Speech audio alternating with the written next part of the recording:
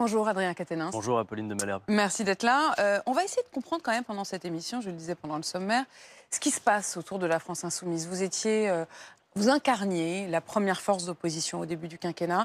Et on a l'impression qu'à travers un certain nombre de faux pas ou de complications peut-être dans le message, eh bien, petit à petit, il y a moins de crédibilité et les sondages s'en ressentent d'ailleurs. Est-ce que vous n'êtes pas en train de passer à côté d'un certain nombre de choses? Je voudrais qu'on parle de la violence dans le pays, je voudrais qu'on parle des Gilets jaunes, je voudrais qu'on parle des européennes. Voilà, comprendre où vous êtes parce que visiblement, il y a un doute, il y a au minimum une ambiguïté. Vous ressentez cela? Si vous faites la lecture du moment qu'à travers les sondages, je peux comprendre que ce doute vous atteigne. Mais pour notre part, nous sommes à la tâche depuis le début notamment de l'arrivée du groupe parlementaire de la France Insoumise à l'Assemblée nationale. Et je pense qu'en 1 an et demi, nous nous sommes installés comme une force d'opposition crédible et surtout une force d'opposition qui ne cesse de faire des propositions. Parce qu'au-delà du fait de s'enfermer dans une critique du gouvernement, ce n'est pas notre sujet. Nous, quand on critique le gouvernement, on s'efforce toujours à côté de donner à voir un modèle qui non seulement nous paraît désirable, mais utile, nécessaire et même urgent de faire advenir dans le pays compte tenu de la situation. Cette semaine, par exemple, nous avons une autre niche parlementaire, peut-être nous en parlerons tout à l'heure, avec un certain nombre de propositions de loi dont, Apolline de Malherbe, vous devez voir qu'elles font large consensus et elles sont très majoritaires dans le pays. Alors après, vous évoquez les sondages. Moi, je vais vous dire une chose. Outre le fait que l'on puisse, et on pourrait ouvrir un débat sur les sondages, leurs commanditaires, les méthodes. Ça, je suis bien d'accord. C'est pas on pourrait en parler. Méthode, mais moi, je vais vous dire une chose. Oui, bien sûr. Mais moi, je vais vous dire une chose. Chez nous, ça provoque un effet qui n'est pas l'effet psychologique déprimant qui est censé être atteint. C'est-à-dire qu'au contraire, à la France insoumise, quand nous voyons que le moment peut être plus compliqué, que les sondages sont un peu difficiles, eh bien ça nous propulse pour être à l'action. Je crois pouvoir dire, Apolline de Malherbe, qu'à cette heure, nous sommes la seule formation politique qui, sur la question européenne, est à l'action. Nous sommes en campagne, nous avons une belle liste emmenée par Manon Aubry, que vous avez connu comme porte-parole de l'ONG Oxfam, qui a fait un travail formidable en matière de fraude et d'évasion fiscale pour dénoncer justement cette situation et proposer des solutions. Je crois que nous sommes aussi la seule formation politique qui, depuis plusieurs mois, fait déjà campagne sur un programme. Parce que souvenez-vous que lors de l'élection présidentielle, le vote Jean-Luc Mélenchon, contrairement au vote d'Emmanuel Macron, par exemple, c'était un vote éminemment programmatique. Les gens nous ont rejoints à 7 millions, d'abord sur le fond. Et c'est ça qui compte. Donc nous sommes à l'action. Et l'essentiel pour nous, parce que si on regarde les sondages, ce que l'on voit aussi, Apolline de Malherbe, c'est que notre électorat, je déteste parler comme ça, mais c'est ce que les sondages disent, est plutôt un électorat moins mobilisé. Ça tient à plurisées choses. D'abord au fait que... Franchement, on peut se dire que c'est quand même un moment où les gens se mobilisent. Oui, mais justement, globalement, mais c'est une des clés de l'analyse de la situation pour moi. C'est-à-dire que comme le moment est un grand moment de contestation populaire, qui dépasse d'ailleurs les cadres traditionnels de mouvements politiques, de syndicats, eh bien beaucoup pensent que le temps électoral est secondaire dans ce moment, d'une part. Et deuxièmement... Vous reconnaîtrez... Attendez, mais deuxièmement, laissez-moi juste terminer sur ce point. Deuxièmement... Les principaux motifs justement de mobilisation aujourd'hui sont précisément ceux que devrait partager votre électorat. Oui, alors justement, et la deuxième chose, c'est que nous avons beaucoup insisté, et beaucoup de Françaises et Français ont intériorisé le fait que sans doute la seule élection qui permettait véritablement de changer les choses, c'était l'élection présidentielle. Eh bien notre travail dans la période, et nous sommes au travail, et les militants de la France Insoumise sont au travail, tous les jours, au porte-à-porte, tous les jours, en ce moment même, pour réhabiliter le bulletin de vote comme une issue positive.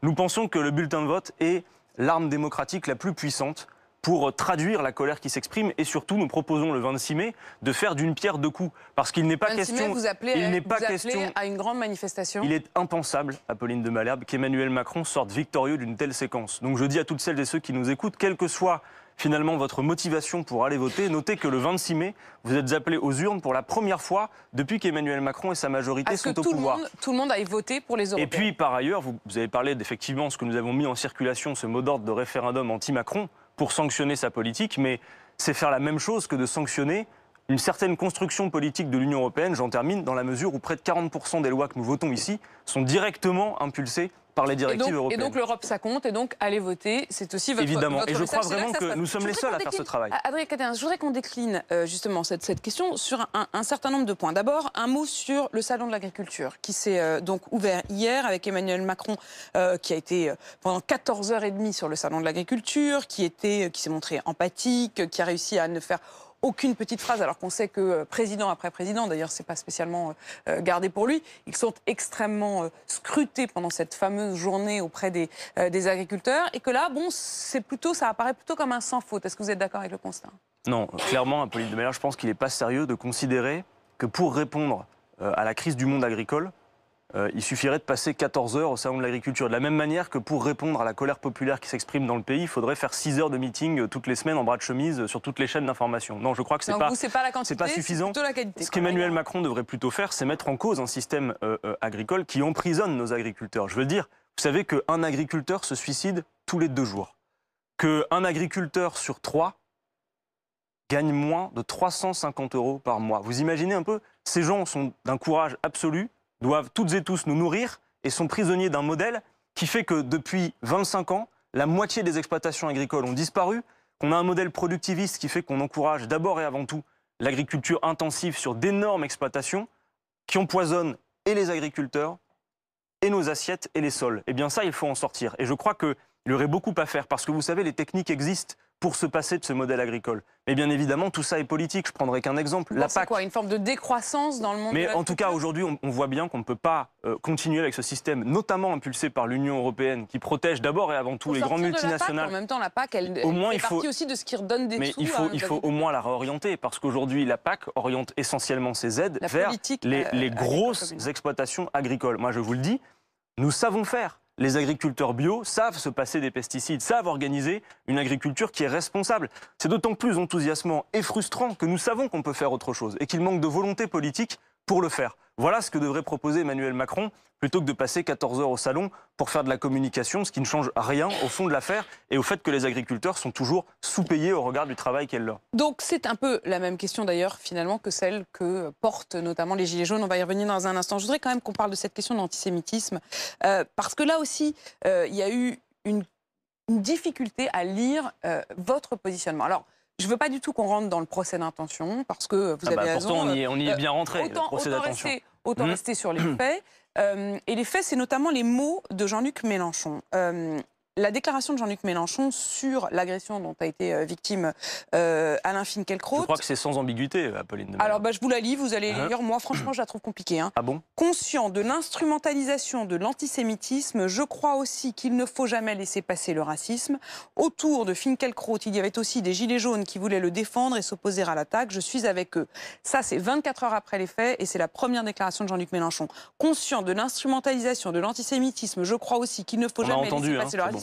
Oui, expliquez-moi, parce que moi, je ne comprends pas. Je vous explique, tout est dit, je crois, là-dedans. C'est-à-dire que c'est autre chose que de la posture facile, je condamne sans même savoir de quoi on parle. Alors, je vais vous résumer la position. Quand il y a des faits, il faut peut-être être clair. D'abord, je voudrais vous dire, attention, parce que je ne vous reproche pas à vous, mais quelque part, vous y contribuez une nouvelle fois. Laisser entendre qu'il y aurait ambiguïté ou complaisance de la part de la France insoumise sur ces sujets, c'est une insulte non seulement grave envers nous, dont l'engagement politique a pour fondement l'égalité, c'est-à-dire que nous ne supportons pas le fait que quiconque puisse être disqualifié en fonction de ses croyances religieuses, en fonction de sa couleur de peau, de son orientation sexuelle ou que sais-je encore, mais surtout, je vous le dis, laisser entendre qu'il y aurait complaisance ou ambiguïté de la part d'une formation républicaine comme la nôtre, c'est prendre un risque inconsidéré pour la lutte juste et nécessaire contre l'antisémitisme, contre le racisme. Alors je sais que certains voudraient faire le tri entre celles et ceux qui peuvent participer à cette lutte, mais c'est la nôtre aussi, et nous y serons toujours, et j'aime autant vous dire que nous n'avons jamais été faillibles sur le sujet. D'ailleurs, vous dites 24 heures pour Jean-Luc Mélenchon, mais vous aura pas étonné que maintenant, autour de Jean-Luc Mélenchon, il y a d'autres porte-paroles, il y a d'autres élus, et que nous n'avons pas attendu pour réagir. Vous savez bien que la voix de Jean-Luc Mélenchon est très attendue. Mais par ailleurs, il y a un sujet qu'il faut qu'on évoque dans son tweet, y compris. Adrien Quatennens, vous n'avez pas répondu sur le... Vous me dites c'est très clair. Moi, je ne trouve pas que ce soit très clair. Je trouve que c'est. Qu'est-ce qui n'est pas clair dans ce tweet? Moi, je trouve que c'est hyper alambiqué. Mais pourquoi? Il y a la condamnation. Il y a la condamnation des actes. Non, mais Adrien Quatennens, vous polémiquez et c'est dangereux. L'instrumentalisation de l'antisémitisme, je crois aussi qu'il ne faut jamais laisser passer le racisme. Mais vous allez répéter combien de fois? Mais pourquoi opposer les deux? Vous voulez qu'on mette une pièce dans un panier chaque fois que vous répétez le tweet? Non, mais attendez, moi aussi je vais répéter. Il n'y a aucune ambiguïté de la part de la France insoumise sur le sujet. C'est une insulte grave que de laisser penser. C'est notre combat. Ensuite, est-ce qu'il n'y a pas eu d'instrumentalisation? Moi, j'observe que... Mais est-ce qu'il faut commencer par dire qu'il y a une instrumentalisation avant même que de condamner? Mais Apolline de Malherbe, vous jugerez comme vous voudrez le rassemblement qui a eu lieu mardi. Moi, je considère qu'il fallait en être. D'ailleurs, nous y étions. Mais je trouve que c'est un échec. Et j'essaye de comprendre pourquoi c'est un échec. Parce que je pense que 20 000 personnes sur la place de la République, alors qu'il y a des croix gammées sur des cimetières juifs, c'est très peu. Et je crois que ce qui peut expliquer la faiblesse de cette mobilisation, c'est justement que beaucoup de Françaises et beaucoup de Français ne sont pas dupes et ont compris l'instrumentalisation qui était faite dans le moment, alors que nous devrions faire front sur le sujet. Certains ont utilisé ces exactions pour pouvoir semer le doute sur le mouvement des Gilets jaunes. Donc vous savez bien que même s'il y a eu quelques abrutis qui s'en sont pris à Alain Finkielkraut de manière intolérable, ce n'est absolument pas possible de résumer le mouvement des Gilets jaunes à ces exactions. Et de la même manière, contre la France insoumise, qu'on a habilement tenté d'écarter d'un rassemblement républicain, alors que cette affaire concerne toutes les consciences républicaines. Eh bien, je crois que les Français ne supportent pas cette idée qu'on instrumentalise une lutte aussi nécessaire et aussi grave dans le moment que celle contre l'antisémitisme. Vous laisserez toujours avoir quand même un... Non, je pense que... Pourquoi faire afficher à l'identité ? En fait, je comprends pas. Mais je pense que justement, c'est plus utile d'être clair dans cette période. Parce que moi, je vous le dis, mais précisément, être clair, est-ce que vous trouvez que cette déclaration est claire ? Condamner les actes et dire que nous ne sommes pas dupes de l'instrumentalisation, c'est justement être clair. Je vais vous dire, Apolline de Malherbe, celles et ceux qui essayent de semer le doute sur ce sujet, celles et ceux qui utilisent cette lutte pour des fins politiciennes, mettent en danger cette cause. Il y a un décalage entre ce que vous dénoncez et que vous avez parfaitement raison de dénoncer et la réalité des mots. Vous dites il faut être clair, vous dites il faut être absolu dans la condamnation. Et quand on regarde, les mots... Apolline de Malherbe, à la marche Mireille Knoll, Ils sont au minimum confus et alambiqués. Qu'est-ce qu'ils gênent ? Je trouve que là, vous tombez dans de la basse polémique et celles et ceux qui nous écouteront... le comprendront et le verront, et c'est dommage. Pourquoi tourner autour du pot ? Mais on n'a pas tourné autour du pot. Nous avons, je crois précisément... Vous dites il faut être clair. Je crois que le tweet de Jean-Luc Mélenchon est sans doute extrêmement clair parce qu'il n'oublie aucun angle. Il n'y a pas d'angle mort dans ce tweet. Il y a la condamnation des actes commis contre Alain Finkielkraut et je la renouvelle sur votre plateau ce midi. Il y a le fait de dire... Nous devons être implacables sur cette lutte contre l'antisémitisme, contre le racisme de façon générale. Et il y a la dénonciation d'une instrumentalisation politique dont nous disons qu'elle met en danger et qu'elle fait prendre des risques inconsidérés pour cette cause juste. Qu'en quelque sorte, elle éloignait aussi un certain nombre de... Mais évidemment, je le crois profondément. Et vous savez, à l'heure où vraiment on voit... J'apprenais avant de monter sur votre plateau qu'à Lille, a priori, on a encore découvert cette nuit des tags antisémites. À l'heure où on voit ces actes se multiplier, à l'heure où on voit, je le disais, des cimetières profanés, rappelons les heures les plus sombres de notre histoire. Nous sommes conséquents dans cette lutte-là. C'est nous, par exemple, qui avons demandé, avant même le gouvernement, la dissolution de certaines ligues d'extrême droite, dont on sait qu'elles sont largement coupables d'antisémitisme. Est-ce que vous êtes d'accord avec Emmanuel Macron qui, lors du dîner du CRIF, a dit « l'antisionisme est une des formes modernes de l'antisémitisme » ? Je crois que ce débat participe d'une polémique qui nous détourne précisément du sujet. Mais au-delà du débat, je pense que sur les mots, est-ce que vous êtes Je crois que c'est inefficace. Parce que l'introduction de cette notion dans la définition de l'antisémitisme pose un certain nombre de questions, notamment le fait de savoir s'il est possible, par exemple, d'avoir une appréciation politique, voire critique, de ce que fait le gouvernement israélien sans être soupçonné d'antisémitisme. Ça pose une véritable question. Parce qu'on sait que par ailleurs, il peut y avoir de la part du gouvernement israélien, cette tentation de faire en sorte d'écarter... C'est pas la critique de la politique du gouvernement, c'est la critique de l'existence. Alors bon, vous rentrez dans un débat extrêmement technique, mais je prendrai qu'un exemple pour être clair. Par exemple, en juillet 2018, le gouvernement israélien a fait en sorte que dans la loi, il y ait une séparation nette entre les Israéliens juifs et les Israéliens non juifs, instaurant une forme d'inégalité juridique. Cette affaire, je pense, mérite une appréciation politique sans pour autant être taxé d'antisémitisme. Voyez-vous ? Je crois même que beaucoup de juifs, sans doute, se sentent concernés par cette affaire. On va pas rentrer dans justement, et donc je crois que cette question-là mérite justement d'éviter ce type de polémique et qu'on puisse se tenir à la hauteur de ce qu'il est. Les gens doivent savoir, toute confession comprise, et même par-delà d'ailleurs les appartenances religieuses, que vous savez que dans ce pays, 60% des Français ne se reconnaissent d'aucune religion précisément. Je crois qu'il faut véritablement dire que la lutte contre l'antisémitisme concerne toutes les consciences républicaines et que personne n'arrivera, en tout cas à ce qui nous concerne, à mettre des failles entre nous sur ce sujet. Parlons des Gilets jaunes, 15e journée de mobilisation hier, vous étiez avec eux à Lille. Ma première question c'est, est-ce que vous estimez qu'il faut qu'ils continuent à manifester ? Est-ce que oui, semaine après semaine, est-ce qu'il y a un moment où vous estimez on aura obtenu ci ou cela et on arrêtera ? Ou est-ce que ça doit être un mouvement presque de contestation permanente ? D'abord, la première chose, c'est que c'est à eux d'en décider. Moi, quand je suis présent parmi eux, je suis un parmi tant. Et volontairement, d'ailleurs, quand on m'interroge au sein des manifestations, je demande plutôt aux caméras de se tourner vers les gens qui ont des choses intéressantes à dire. Première chose. Ensuite, clairement, les injonctions à ne plus manifester, les invitations à rentrer chez soi dépourvues de réponse politique sont inconséquentes. Ça a le mérite d'être clair. Donc, moi, je vois se profiler la situation suivante. Dans quelques semaines, le grand débat d'Emmanuel Macron, dont il a dit, en l'initiant lui-même, qu'il ne serait pas en capacité de modifier en profondeur le cap présidentiel. Donc il a dit lui-même que certains sujets ne seraient pas de toute façon modifiés.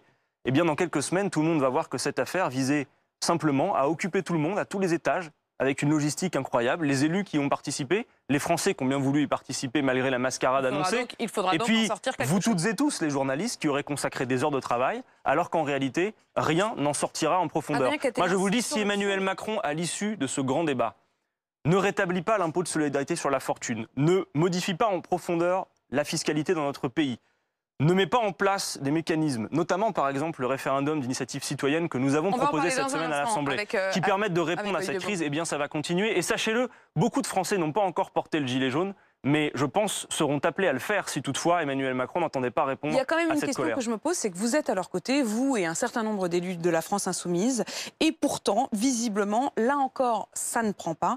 Quand on leur demande pour qui ils prévoient de voter, la plupart, et notamment, par exemple, Drouet, qui est quand même un personnage pour lequel Jean-Luc Mélenchon a dit avoir une certaine fascination, il dit eh bien, que ce qui ressort, c'est Asselineau, Étienne Chouard, qui est une figure des Gilets jaunes, qui est proche d'Alain Soral, qui a été condamné, là encore, pour antisémitisme, incitation à la haine, à qui François Ruffin, l'un des vôtres, a rendu hommage. Lui aussi, il a publié un texte cette semaine pour dire qu'après avoir voté Jean-Luc Mélenchon au présidentiel, il voterait Asselineau aux européennes. Comment vous expliquez que c'est à ce point? D'abord, vous ne dites pas tout, puisque récemment, vous aviez vous-même publié une enquête d'opinion qui demandait aux Français dans leur ensemble quel est, selon vous, le mouvement qui représente le plus la revendication des Gilets jaunes. Et vous oubliez de dire que ce qu'il en résultait, c'est que c'était la France insoumise. Tout à fait. Mais c'est je vais vous dire, là où vous commettez une erreur, c'est que pourquoi ça ne se traduit pas dans les intentions de vote? Mais justement, là, c'est précis, c'est Asselineau et Drouet, c'est Drouet et Chouard qui tous les deux ont pris position officiellement. Vous pensez, non mais moi, je m'occupe pas de Monsieur Chouard, je m'occupe pas de ses considérations. Ce que je peux vous dire,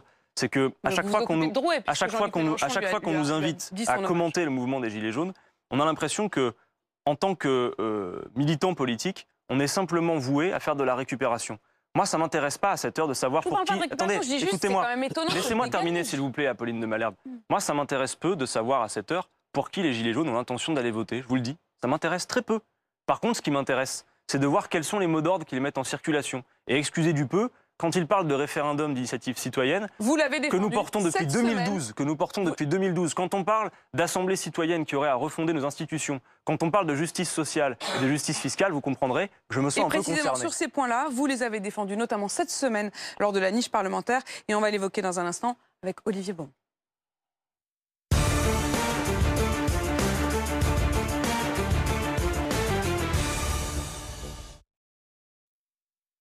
Bonjour Olivier.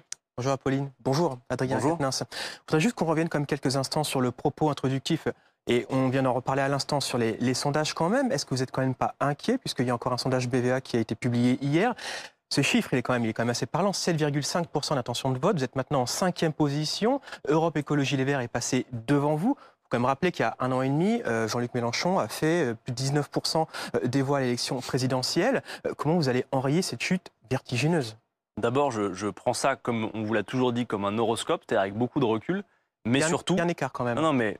Et je comprends, y compris l'utilisation qui peut être faite de ces sondages, peu importe. Aujourd'hui, je vous ai dit, nous sommes la seule formation politique qui est conséquente sur le sujet européen, qui est à l'action quotidiennement, qui présente un programme qui permet de faire face aux enjeux, notamment climatiques, d'évasion et de fraude fiscale organisée, de mise à l'écart des lobbies en matière européenne. Et puis surtout, vous dire une chose, c'est que le principal ressort du vote le 26 mai, de toute façon, vous le verrez, va être un vote qui visera à sanctionner la politique d'Emmanuel Macron. Et moi, je vois que c'est vrai, partout où nous allons, des gens sont intéressés pour notre programme et ce que nous avons à raconter sur l'Union européenne telle qu'elle fonctionne, et d'autres vont s'employer à aller voter pour justement en faire un référendum contre M. Macron. Alors je précise juste une chose, le principal défi que nous avons, toutes et tous, j'ai envie de dire, c'est la question de l'abstention. Vous le savez comme moi, on va de scrutin en scrutin, avec une participation qui s'affaiblit toujours. Tant et si bien qu'il y a une espèce de sphère médiatico-politique qui continue de vivoter, mais qui finalement, à mesure qu'on avance, est minoritaire dans ce pays. Enfin, moi je n'oublie jamais par exemple que le contexte particulier de mon élection, c'est 60% d'abstention,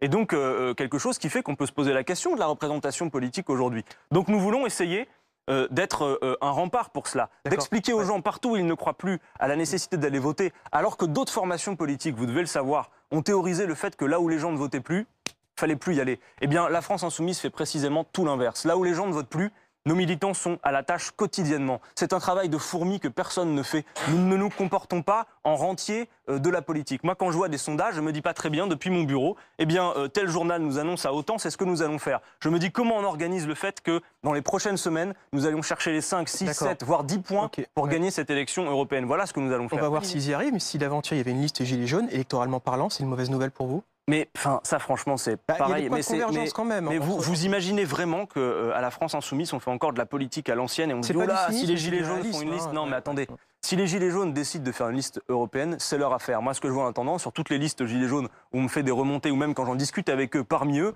c'est que toute tentative de monter une liste, généralement, est tuée dans l'œuf pour une raison simple. C'est que la plupart des Gilets jaunes ont bien compris, y compris grâce à vos sondages, que justement une liste Gilets jaunes profiterait à celui dont ils réclament la démission depuis maintenant 3 mois. Donc ils ne sont pas bêtes dans cette affaire. Et ils ne sont surtout pas dupes.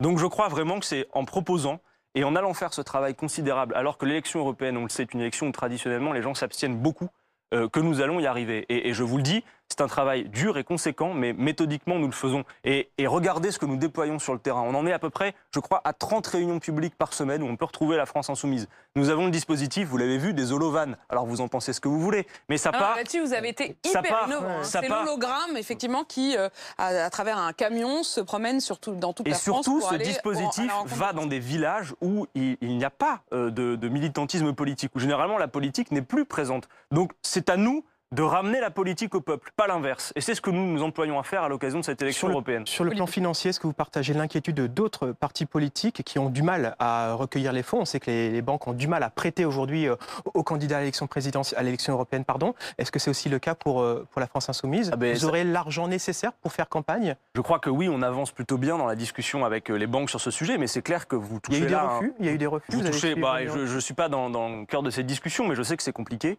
Et vous touchez là au cœur d'une situation, c'est que c'est de plus en plus difficile dans ce contexte de faire vivre la démocratie dans notre pays. Alors bien évidemment, on se débrouille toujours avec des campagnes de dons, et d'ailleurs j'y invite celles et ceux qui voudraient nous soutenir. Mais je crois qu'on pourrait prendre une initiative politique. Il y avait notamment une fois une proposition qui avait été soumise de dire on pourrait créer une banque ad hoc qui serve à financer les partis et les mouvements politiques. Je crois que vraiment François Bayrou, quand voilà, c'est une bonne proposition parce que je crois que dans un contexte où justement on doit lutter contre l'abstention, faire en sorte que les gens reprennent voix au chapitre, reprennent cette capacité à se dire il faut que j'aille voter, que dans l'isoloir, le bulletin de vote d'un employé ou d'un patron, le bulletin de vote de quelqu'un qui serait très riche ou quelqu'un qui aurait des revenus modestes, eh bien, le bulletin de vote a la même valeur. Donc ce travail-là, il faut le mener. Et bien évidemment, il faut éviter d'entraver la vie politique et donc notamment le financement des partis. On va parler des sondages. On va aussi quand même parler aussi de Jean-Luc Mélenchon. On sait qu'il y a une séquence un petit peu compliquée depuis l'épisode. Vous voulez pas nous parler un peu de la niche parlementaire, des propositions que nous faisons sur le fond? Juste après. Il y a aussi une personnalité qui commence à émerger. Aussi. Il y a vous bien sûr, mais il y a François Ruffin, on en a parlé il y a quelques instants.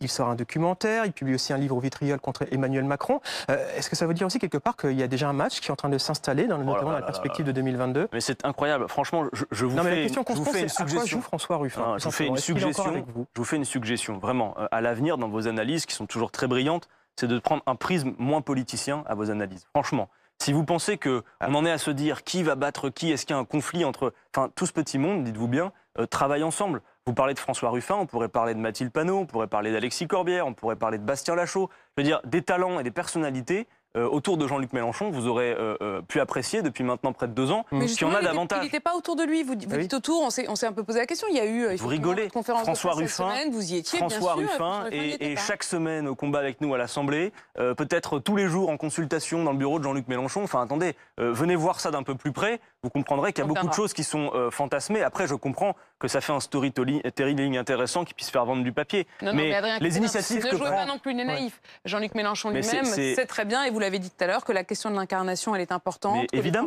Et justement, que présidentielle, c'est un des seuls moments d'enjeu. Bon. Justement, Apolline de Malherbe, ce qu'il y a de très bien à la France Insoumise, c'est que plutôt que de se tirer dans la bourre et de se faire des croche-pattes comme on se fait habituellement dans d'autres partis politiques, personne n'est au courant. Laissez-moi terminer. Nous, on est plutôt du genre à se faire la courte échelle les uns les autres. Et avec ce groupe parlementaire, et au-delà, bientôt avec le groupe au Parlement européen, vous allez avoir des parlementaires de combat qui ont des personnalités différentes, qui ont des parcours différents, qui ont des méthodes politiques différentes et qui, lorsqu'ils sont ensemble, forment une équipe qui est en capacité de convaincre un maximum de Français. C'est ce qui compte. Et de ce point de vue, les initiatives que prend François Ruffin sont les bienvenus, évidemment. Alors, le référendum d'initiative citoyenne qui a été rejeté jeudi dernier à l'Assemblée. Comme à peu près tout, hein, d'ailleurs. Voilà, vous avez exploité la niche parlementaire qui vous était offerte. Bon, en même temps, vous êtes déçu, mais est-ce que vous êtes finalement surpris? Non, mais ça indique bien quelque chose du moment que nous sommes en train de vivre. Parce que sur les 6 propositions de loi que nous avons déposées à l'Assemblée, il faut dire que tout ça, c'est beaucoup de travail en amont, c'est des auditions, c'est de l'expertise pour avoir des textes sérieux à proposer. Et donc nous sommes venus à l'Assemblée avec en plus une enquête d'opinion, un sondage, comme vous les aimez tant, qui expliquait que toutes nos propositions sont largement majoritaires dans le pays. En ce qui concerne celle que vous évoquez, le référendum d'initiative citoyenne, c'est 69% des Français qui le soutiennent. L'interdiction du glyphosate, selon les propres termes d'Emmanuel Macron, c'est 89%. Bref, ces propositions sont d'intérêt général et sont soutenues. Et alors, La République en marche... Effectivement, ils n'en aient pas retenu. Mais ce qu'on voit en fait apparaître, c'est le conflit de légitimité qu'il y a aujourd'hui dans le pays entre d'une part la représentation politique et le peuple lui-même. Et c'est un problème qui doit toutes et tous nous inquiéter, parce que quand sur des propositions de loi qui sont largement majoritaires dans le pays, vous avez une majorité parlementaire qui dit en gros, on ne met même pas ça à l'ordre du jour, on n'en parle pas parce que sur cette affaire, ils ont quand même déposé une motion de renvoi. Vous savez ce que ça veut dire la motion de renvoi? Ça veut dire en gros, vous mettez ça à l'ordre du jour, très bien, mais nous on décide, et on est la majorité, on peut le décider, on ne parle même pas du texte, alors que le sujet est présent dans tous les débats. Donc vous voyez bien qu'il y a un problème aujourd'hui entre l'Assemblée et ce pays. Dans le texte, est-ce que finalement cette mesure n'était pas un peu tuée dans l'œuf? Est-ce que vous n'avez pas été un petit peu trop gourmand en abaissant le seuil de 2%, c'est-à-dire permettre la possibilité à 900 000 personnes, grosso modo, de pouvoir déclencher un référendum, et aussi d'offrir la possibilité de révoquer les élus, y compris le président de la République? Soyons clairs. Certains y ont vu une menace pour l'équilibre des institutions. Ne faisons pas peur. Ne faisons pas peur sur le sujet. D'abord dire une chose. Moi, je suis soucieux, comme républicain convaincu, de la stabilité des institutions. Et je vais vous dire une chose, je suis absolument certain que le référendum d'initiative citoyenne n'est en aucun cas vecteur d'instabilité. D'ailleurs, dans les pays où ça se pratique, croyez pas qu'il y ait des référendums tous les jours. Les seuils que vous évoquez ne sont pas des seuils qui permettent de prendre la décision, ce sont des seuils qui permettent de déclencher un référendum. Et donc ensuite, c'est une campagne électorale qui démarre, et c'est tout le corps électoral qui, lui, est appelé à décider.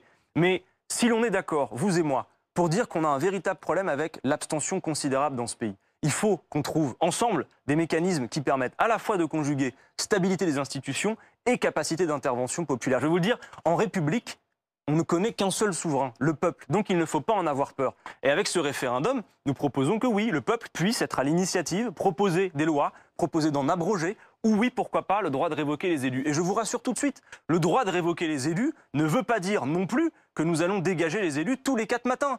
Ça a une première vertu, le droit de révoquer les élus. C'est que si on sait qu'à mi-mandat, on peut se voir réinterroger sa légitimité, eh bien ça vous oblige à être vertueux dans vos pratiques, à vous rappeler qu'on vous a confié non pas un blanc-seing, mais un mandat précisément. Et je crois que certains ont fini leur mandat dans le beau drap et que peut-être ils se seraient tenus davantage à carreau s'ils avaient su qu'à mi-mandat, ils auraient pu être soumis à un référendum d'initiative citoyenne. Donc rassurez-vous, et je crois que c'est une bonne solution. Vous l'avez en tout cas défendu au Parlement cette semaine avec effectivement... Même si elle n'est pas suffisante pour notamment retravailler l'institution, moi je crois qu'il faut maintenant une assemblée constituante qui serait un vrai débat, un grand débat, mais conséquent, et ça, c'est une des qui permette au peuple de refonder les institutions. Merci beaucoup Olivier Beaumont. Dans un instant, merci à vous. Edwige Chevrillon qui nous rejoindra, et notamment pour parler de cette question, l'impôt pour tous.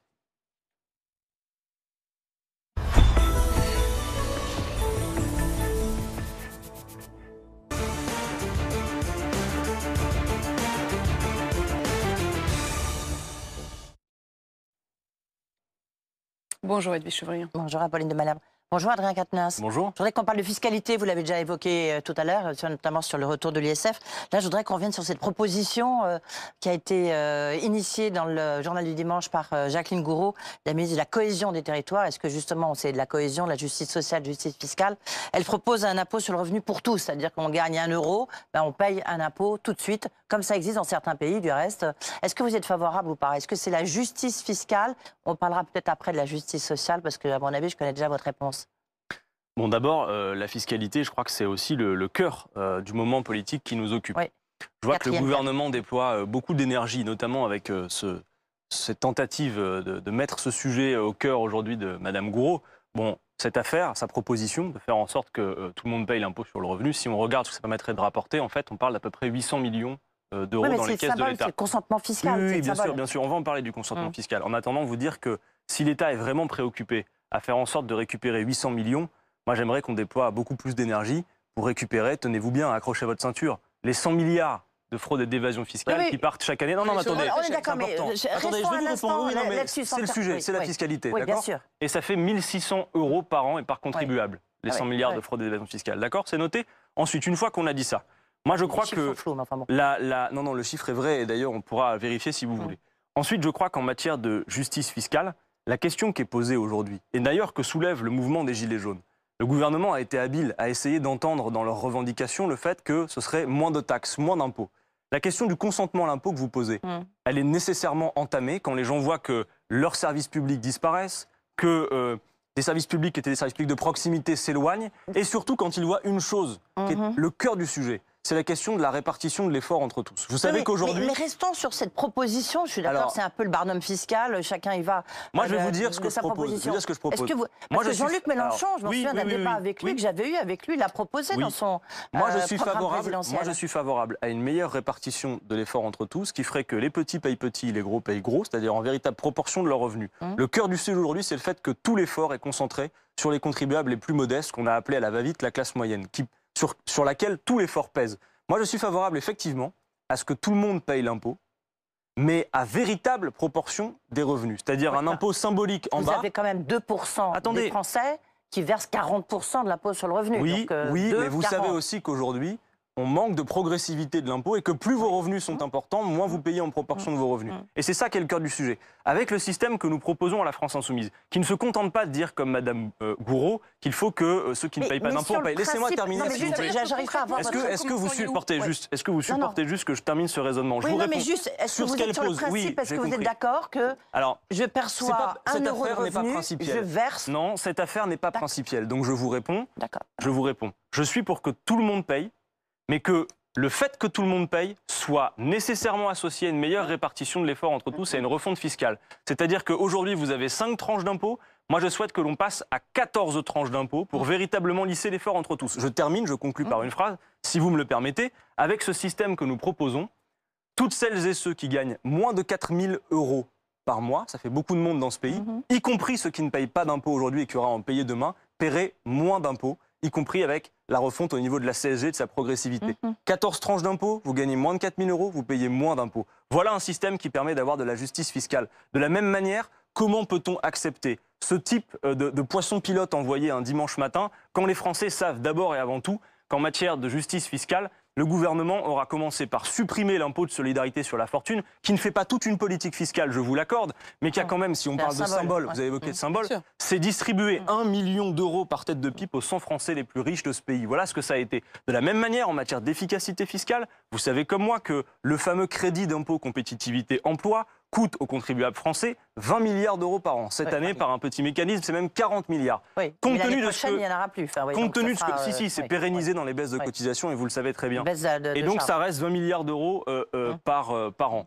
Eh bien, compte tenu de ce que ça aura permis de créer ou de maintenir comme emploi, c'était quand même ça le but, tenez-vous bien, ça aura coûté 160 000 € par emploi créé ou maintenu. Vous savez, convenez avec moi, juste pour terminer, que la diminution du temps de travail, par exemple, est beaucoup plus efficace et moins onéreuse pour créer des emplois mais vous êtes que cette gabegie financière. Ça a quand même permis, parce que vous connaissez aussi les choses économiques, Adrien Quatennens, ça a quand même permis aux entreprises françaises, aux PME françaises, de se restaurer leur marge, de retrouver une forme de viabilité. Que certaines PME, effectivement, que les PME aient pu en profiter, c'est incontestable. Mais quand vous voyez des grosses entreprises, comme par exemple récemment, j'en cite qu'une, mais je pourrais en citer des dizaines, Nokia qui fait encore un énième plan social, qui risque de mettre en danger 400 salariés, et qui s'est gavé de crédit d'impôt compétitivité emploi. À la France Insoumise, justement, nous pensons que l'essentiel du tissu économique de ce pays, c'est les PME. C'est pourquoi vous serez peut-être surprise d'apprendre que dès 2017, dans le programme présidentiel de Jean-Luc Mélenchon, il y a baisse de l'impôt sur les sociétés. Oui, la France Insoumise, baisse de l'impôt sur les sociétés pour les PME. Par contre, on ne peut pas tolérer que de grandes multinationales ou que de grands groupes ne payent presque pas d'impôts en France. Donc, ça n'est pas possible. En résumé sur cette question, Adrien Quatennens vous dit pourquoi pas un impôt pour tous, mais à la condition de 14 tranches d'impôts et d'une refonte fiscale programme présidentiel de Jean-Luc Mélenchon qui effectivement répartissent mieux l'effort entre tous. Et de la même manière, rétablissement de l'impôt de solidarité sur la fortune et mise en cause du CICE. Si l'État a 20 milliards d'euros, a 20 milliards d'euros à mettre, qu'il le mette par exemple dans la planification écologique, parce que quand vous observez qu'Édouard Philippe nous annonce qu'il veut demander des contreparties à celles et ceux qui touchent des minima sociaux? Quand vont-ils demander enfin des contreparties à ceux pour qui ils ont supprimé l'impôt de solidarité sur la fortune ou aux entreprises qui touchent du CICE? Enfin, vous voyez bien que là, on est dans la langue du fouet permanent de la part de ce gouvernement et que l'injustice se maintient et forcément, elle est un ressort de la mobilisation. Dans cette foire fiscale, il y a eu l'idée d'un retour de la taxe carbone avec cette tribune, peut-être que vous avez lu. Est-ce que pour vous, vous dites, parce que derrière, il y a un débat, mais il y a quand même un beau projet aussi sur la taxe carbone. Non, la taxe carbone, si l'idée est de financer la transition écologique, moi je pense qu'on a d'autres leviers financiers. Je vous parlais de la fraude et de l'évasion fiscale. Moi je pense en tout cas une chose qui est claire. Le mouvement des Gilets jaunes a démarré sur cette affaire, il faut s'en rappeler, parce que les gens ne disent pas qu'ils ne sont pas soucieux de la question climatique. Ils disent simplement, si je n'ai pas d'autre choix, si vous ne m'offrez pas d'autre choix, pas d'alternative que ma voiture individuelle pour conduire mes gosses à l'école ou pour aller travailler, eh bien je ne peux pas faire autrement. Donc c'est injuste. Moi, je crois qu'il faudrait plutôt se pencher vers la suppression de certaines niches, notamment anti-écologiques. Je pense par exemple à celle sur le kérosène, qui pose question. Pourquoi on taxerait davantage, notamment celles et ceux qui n'ont pas le choix que de prendre leur voiture pour aller bosser, et que dans le même temps, les plus gros pollueurs seraient toujours laissés de côté? Air France, qui ne paye Véritablement, pas de taxe ensuite, je crois une chose, c'est qu'en matière écologique, il faut renouer avec l'idée que l'écologie, le climat, c'est un enjeu qui nous concerne toutes et tous par-delà nos désaccords politiques. Et que pour ça, il va falloir investir beaucoup d'argent. Regardez le nombre de milliards que le GIEC indique qu'il faudrait investir pour être simplement à la hauteur des engagements de l'accord de Paris. Vous savez que sur la COP21, aujourd'hui, les engagements sont même foulés aux pieds. C'est-à-dire qu'on est loin d'être à la hauteur de ces enjeux. Et pourtant, la France est relativement bon élève par rapport aux autres. Oui, bon élève. Pour l'instant, la politique écologique de ce gouvernement, c'est quand même pas grand-chose de très ambitieux. Ils ont effectivement interdit les touillettes en plastique, comme le disait l'autre jour, mais ils n'ont pas fait grand-chose. Je crois qu'il faut être beaucoup plus ambitieux en la matière, vraiment. Entendez bien que la planification écologique peut être le cœur d'une relance de l'activité. Moi, je le crois. La taxe carbone, on oublie parce qu'elle est mal comprise par les Français. C'est ça que vous nous dites. Mais surtout parce que je crois que la fiscalité écologique n'est pas une bonne idée, surtout quand elle va taper au portefeuille les plus modestes. Voilà. Et que par ailleurs, il y a effectivement, en matière de fraude et d'évasion fiscale ou de politique sur les multinationales et les taxes qu'il faudrait mettre dessus, peut-être plus de leviers financiers. Et il va le falloir. Et d'ailleurs, il y a certains verrous qui empêchent au niveau de l'Union européenne d'investir suffisamment. Parce que quand on est uniquement préoccupé par le prisme des 3%, dont on ne sait même plus pourquoi ils ont été indiqués à 3.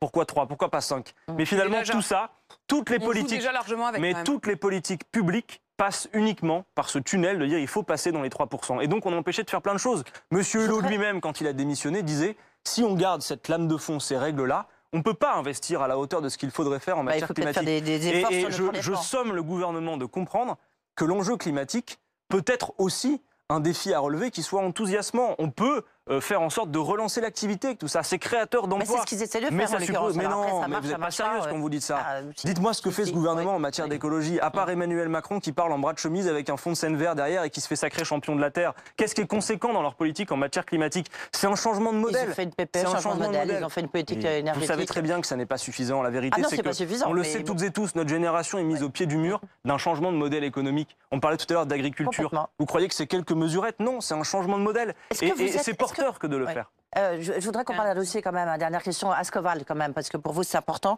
Mercredi prochain, le 27 février, la chambre commerciale du tribunal de la grande instance de Strasbourg va examiner le dossier Ascoval.